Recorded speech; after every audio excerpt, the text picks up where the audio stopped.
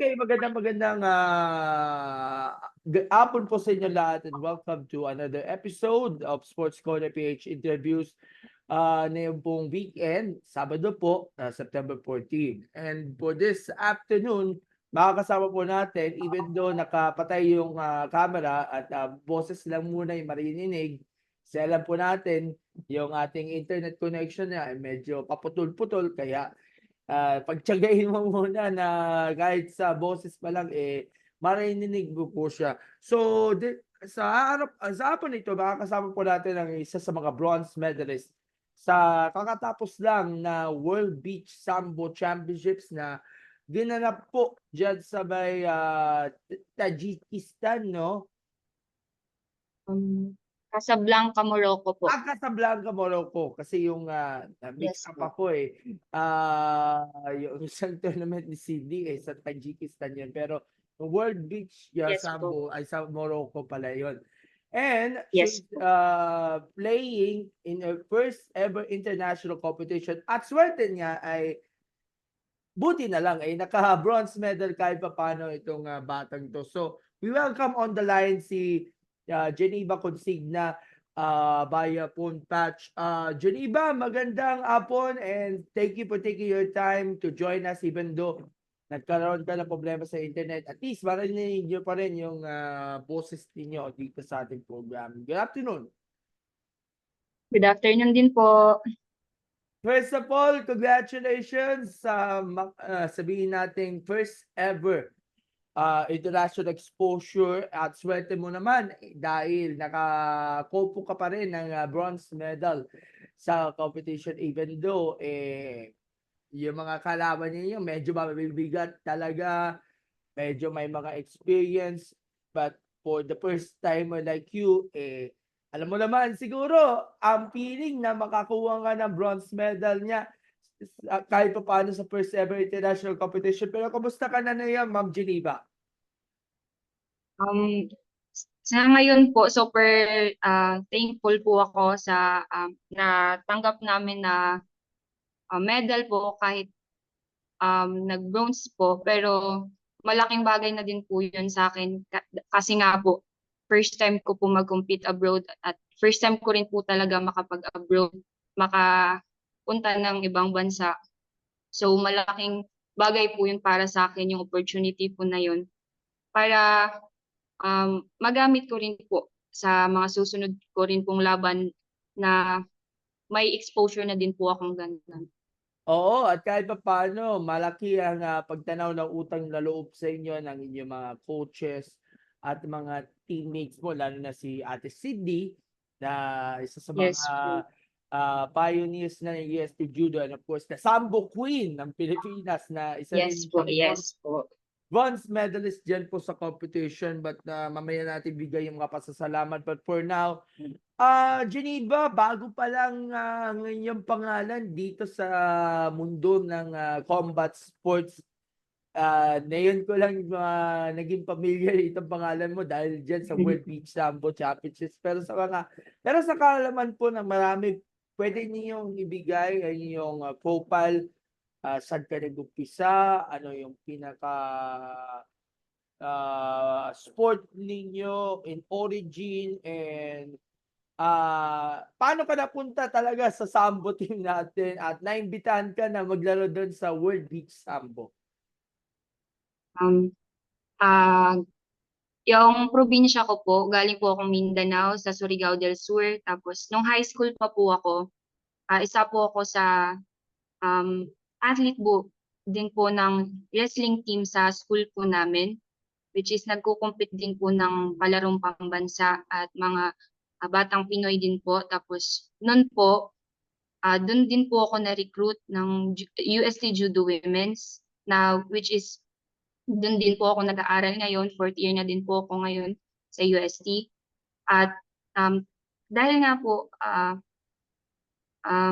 teammate ko rin po dun sina Ate Sydney, parang dun din po nila ako nakilala din po sa UST po. Pero may background naman na po ako sa combat sports po which is yung wrestling nga po. Tapos parang yung sambo po kasi parang infused ng wrestling tsaka judo. So, parang medyo may ano na din po ako dun. Medyo may background na din po ako dun. Yun po. Okay, okay. So, nagkaroon pambansa ka rin, 'di ba? Nag-medal ka doon? Yes po. Sa wrestling po, sa palarong pambansa, first ko po maglaro, yung sa Vigan po, 2018, hindi po pinalad. Doon na po sa ano, sa Batang Pinoy po sa Baguio, doon na po ako nakapag-gold po.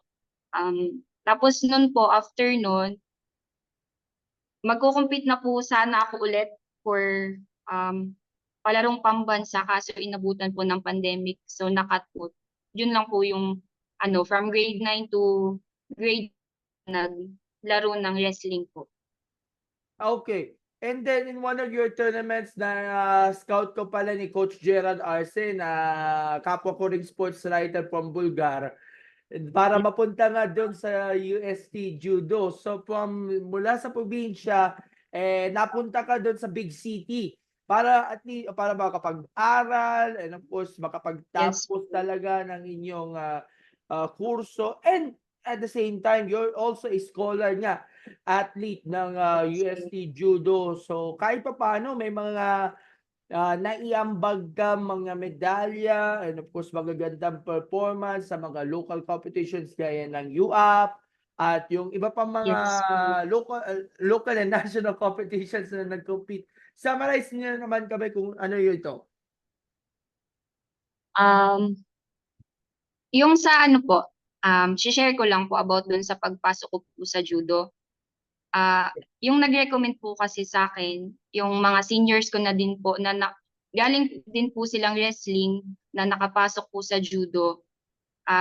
Sila na din po yung nag-recommend po sa akin para makapasok po sa judo, which is tapos na din po sila ngayon, nakapagtapos na din po sila sa UST din po. Bago yan, Tapos po, bago yan, apa. sisingit lang ako konti. Yung ilan sa Okay mga po. seniors nyo, nagkasabayan din kayo dyan sa Team Surigao del Sur dati? Yes po, dalawang seniors ko po galing wrestling po. Tapos na din po sila dito po sa UST po. Okay, please Judo continue. din po. Okay, please continue. Po. Continue yung ano sa storya nyo, yung after nyo makilala ka ng mga taga Surigao na senior. Yun po, parang sa first na ano ko po, first year, yun nga po pandemic, di po nakapaglaro. Doon na po sa ano second year, tapos maglalaro na po sana ako nung sa second year kaso na injury po. So hindi na naman po nakapaglaro. Third year na po ako laro po at doon po na sa awa ng Diyos po nakapag-medal naman din po ng gold. At yun din po after noon marami na din pong mga tournaments ng judo na sinalihan ko po pero may medals naman din po. Ganun po. Tapos yung sa nationals din po hanggang sa umabot po ako dito na ni-recruit na po ako ng sambo po. Okay. And by that time, kasi yung wrestling, judo at sambo, magkakaiba talaga based sa mga techniques talaga. Pero unti-unti na-apply mo siguro yung mga natutunan nyo from those sports sa pagpasok nyo naman bilang parte nga ng ating sambo team, bilang parte ng training pool po. Yes po, yes po. Pero ano yung mga mahalaga ninyong natutunan niyo sa sambo na nagustuhan ninyo? Malaking bagay din po yung yung may knowledge po kami sa wrestling, may knowledge po kami sa judo. Ah, na-apply po namin sa sambo. Kasi nga po yung sambo parang mix po siya ng judo at wrestling. So, parang hindi na po kami hirap pag lalaro po ng sambo. Ganun po. Okay. And I believe this is actually your first ever international competition na sinalihan. Pero yung sa training muna, paano nyo pinaghahandaan? Kasi sa ngayon, wala ata mga facilities with regards sa beach sambo kaya nag-tease muna kayo sa training diyan sa inyong, training hub sa UST 'no? Up until the Yes time na po. malapit na yung competition niya. Yes po, yes po. Parang, first time din po ng, Pilipinas Sambo na mag-compete po sa beach sambo. Sambo po siya pero mas parang yung, ano ba 'to, yung parang mga, mechanics po niya parang gano'n po. Medyo iba po kasi parang 'pag Same mechanics ito, pero ang pagkakaiba, yung mats na ginagamit niya dun sa sambo, nilatag dun sa beach. So, outdoor siya, hindi gaya sa ilang mga competitions sa ginagawa ito sa mga indoor arenas. Ito kakaiba. Sa beach mismo, ginanap yung mismo competition. Kaya anything goes. Baka isipin mo, malakas ka at matibay ka, pero of course, meron dito para-paraan lang, eh. yes po. Tapos dun po mismo 'pag sa ano po, 'pag sambo po na sambo talaga, mats po gamit namin dun po, beach po talaga, sand po talaga yung aapakan po. So, medyo mahirap din po yung paggalaw tapos yung ano din po dun sa score system po nila, isang ano mo pa lang po, 'pag nabagsak ka tapos na agad. Sa sambo parang may score, may hahabulin kang score, yung sa beach sambo po parang 'pag natapon ka, wala na po, diretso na po yun.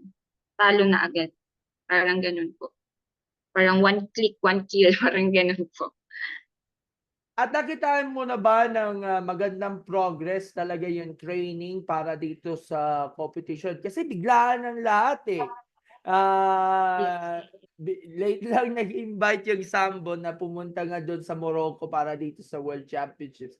Pero at least ready ka na dun for the actual competition, no? Yes po, parang hinanda na rin po yung sarili. Parang nasa loob mo na lang talaga po kung ano ka lalaro, paano mo ilalaban yung 'pag andun ka na po, parang gano'n. Sa physical and mental side, gaano ka ba kahanda para dito sa, naturang competition? Kasi ito yata yung sabi na natin kanina, ito yung first ever international competition kaya di mo i-expect Yes. na talagang mape-pressure ka o di kaya, kakabahan ka sa tindi ng competition. Yung ilan sa kanila mga veterano na sa sambo, yung Yes mga po, baguhan and of course, ikaw sabihin natin baguhan ka pa lang sa international pero opo, it's all worth it. yes po. Paano ka nag Sa um, po, go? sa sa ano po, physically, sa training po namin,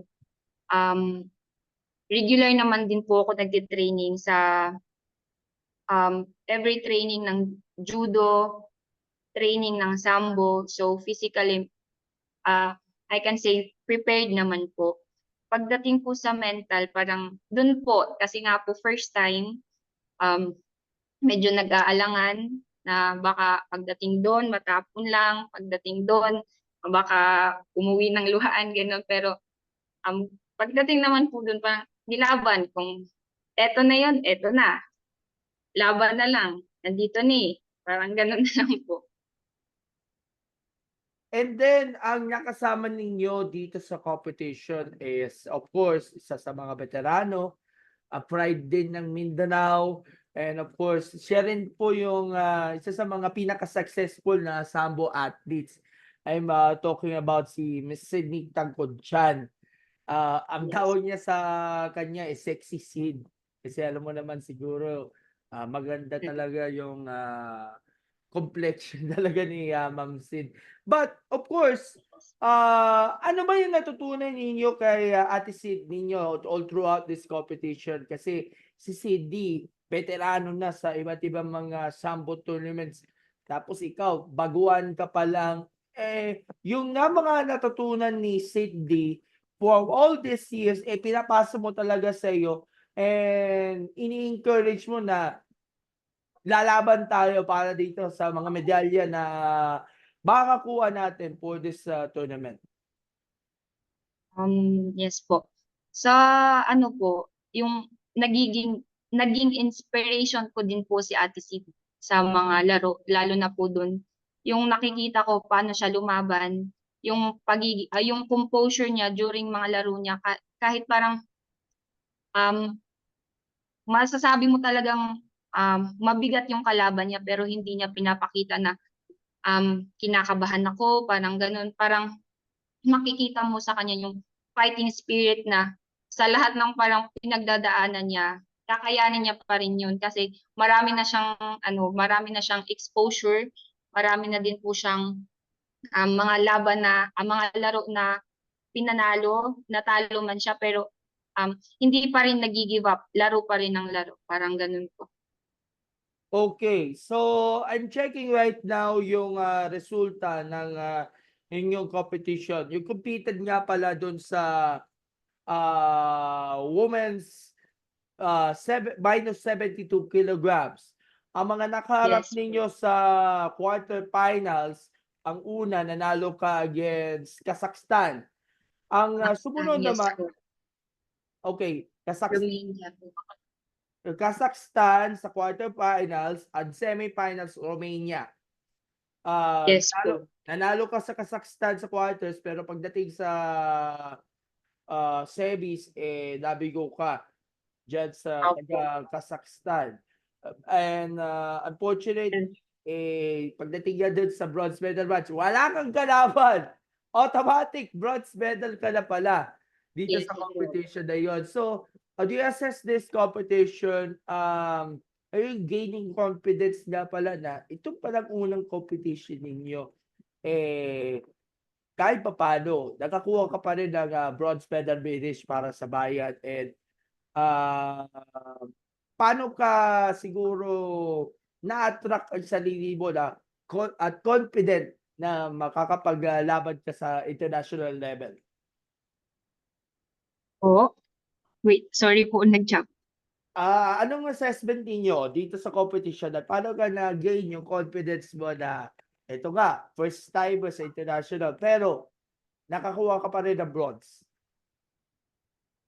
Yun po sa mga advices po ng coaches namin na, um, kahit po malakas po yung ano, isa sa malakas sa mga, countries na sa sambo po is Kazakhstan po. So, parang may doubt man po nung una pero, parang sinettle ko na lang din yung sarili ko na kung ano man ang maging resulta basta alam ko sa sarili ko ginawa ko yung, lahat ng makakaya ko, siguro naman po, magiging masaya na din po ako dun, yun po. Ayun, at kahit papaano maganda talaga ang pinakitang resulta. Dahil naka-bronze medal ka dito sa mismong competition, what's your reaction sa iyo upon learning na ayun, nakakuha ka pa rin ng bronze medal on your first competition?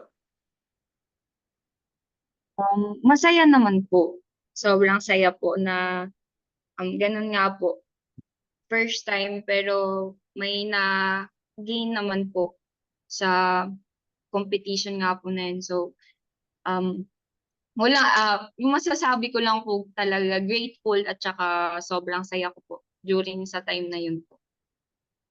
And of course, this is just the beginning, ika nga, para sa iyo dahil marami ka pa mga nakalinya pa ng mga competitions mo in the coming months and years to come at kung papalarin baka pwede ka maisama doon sa indoor naman ng mga international Yes. competitions. So itong bronze medal finish mo sa ginanap na World Beach Sambo Championships, kala ko tuloy mag-world champion ka na pala pero ang tindi talaga ng mga nakaharap ninyo. Pero unfortunately, naka-bronze ka pa rin.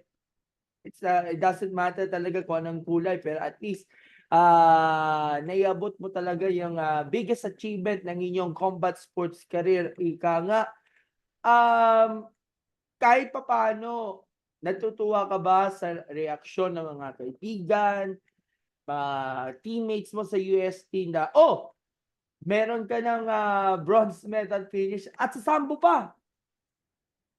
Yes po.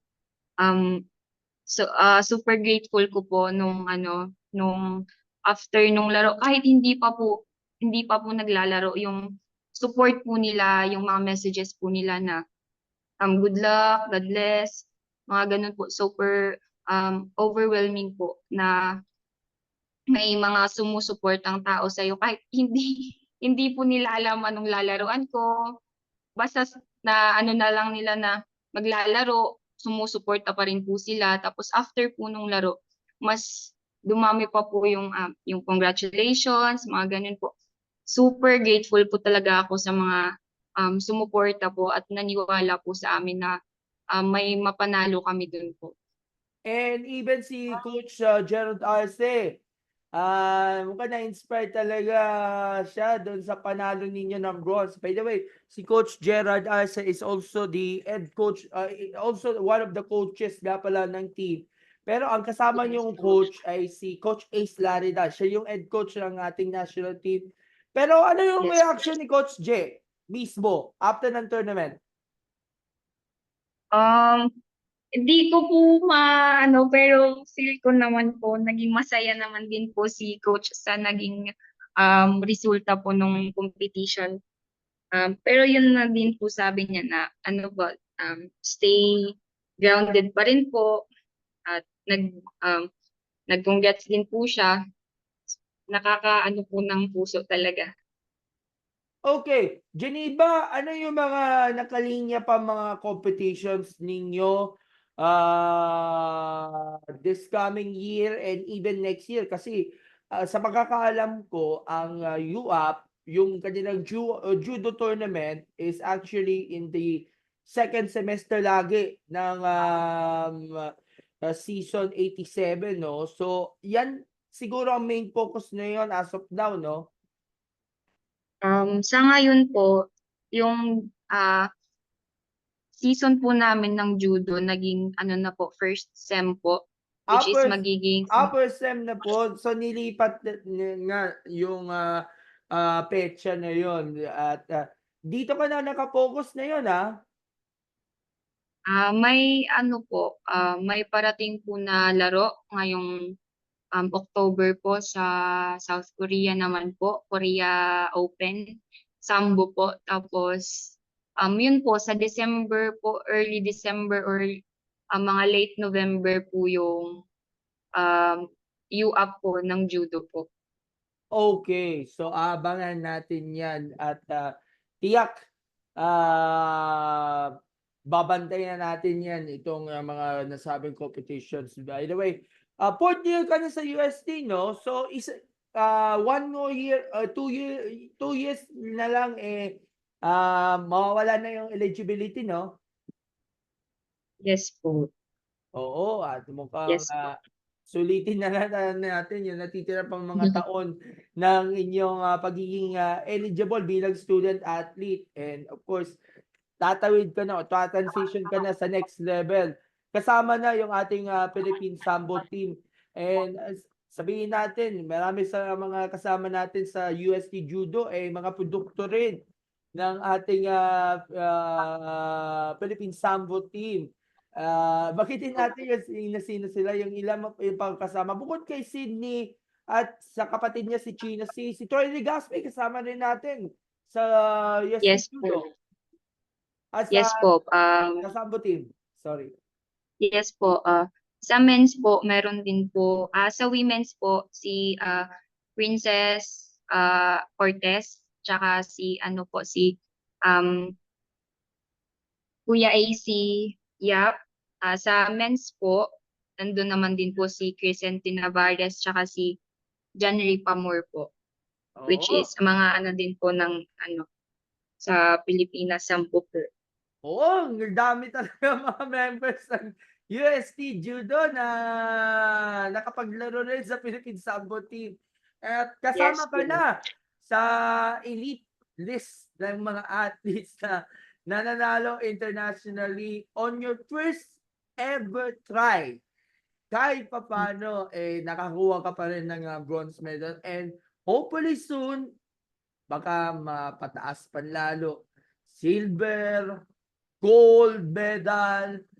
Yan ba Yes talaga po, nasa isip nyo na makakuha ka ng silver or gold sa isang sambo competition international stage in the future? That's my last question po.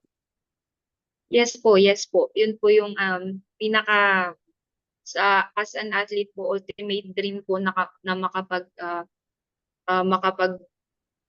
gold sa international competitions po. Yun po.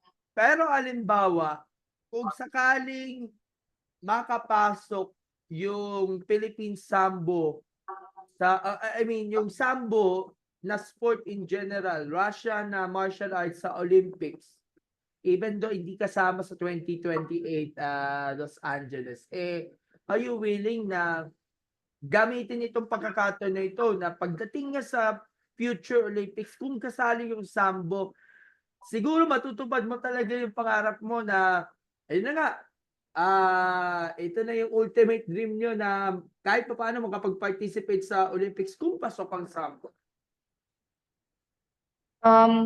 Kung sa time po na yun na active pa rin po kami, of course naman po, malaking bagay po yun. Isang honor po yun na makapaglaro po ng Olympics. Isang pinakamalaking competition po sa whole wide world. Parang ganun po. Oo, at of course, bukod pa rito may mga continental competitions pa, at of course yung mga iba pa mga tournaments like yung SEA Games, at yung mga Korea Open at iba pa na sigurado pagkakaabangan natin ang ating mga nakikinig sa atin sa ating programa. Anyway, nagpapasalamat kami sa iyo, Geneva, for having us here sa ating program at baka may gusto kayong pasalamatan at batiin ninyo at this juncture na lahat ng mga taga-suporta ninyo at of course yung mga nanonood sa live streaming ng laban at na-appreciate nila na kahit pa paano may uwi ka pa rin na tanso para sa ating bayan. Ma'am Geneva, go ahead. Um, at super po nagpapasalamat po ako sa unang-una sa Panginoon sa hindi niya pag-iwan sa amin sa laro po namin. At nagpapasalamat po ako sa team, sa pag-support po sa amin, sa pagbigay po ng opportunity na makapaglaro sa labas ng bansa. Salamat din po sa PSC na walang sawa din po sa pagsuporta sa Pilipinas Sambo. Salamat din po sa Pilipinas Sambo sa opportunity na to. Salamat po sa mga coaches ko sa always pag-guide, sa always pag-advise, sa always pagbibigay ng kung anong nararapat na maging performance namin sa lahat ng teammates ko, UST Judo Women's, sa Pilipinas Sambo na mga teammates ko, mga ate, mga kuya ko doon. Sa lahat din po sa pamilya ko po, maraming salamat po sa mga sumuporta kahit hindi man po nakakakilala sa akin. Maraming salamat po sa lahat. Sa inyong, yes po. Yun po. Oo. Of course, mahalaga talaga yung suporta at paniniwala na kaya natin malampasan yung mga challenges natin. At na malaki ang pasasalamat natin dahil of course, kasiguro sa mga rising stars na yun ng Philippine Sambo. And we look forward na masulatan ko ulit kayo sa mga susunod na araw kung matuloy yung Korea Open. And again, congratulations sa inyong recent victory nga dito sa World Beach Sambo Championship. So, until our next conversation, next time, sana maayos na yung connection natin para makita natin yung maganda ninyong mukha. Pero sa ngayon, hanggang boses na lang muna tayo sa ngayon. So, Ma'am Geneva, thank you so much and have a great day and bye po and God bless you. Maraming salamat po. Thank you po. Thank you po so much. Thank you po, sir. Salamat.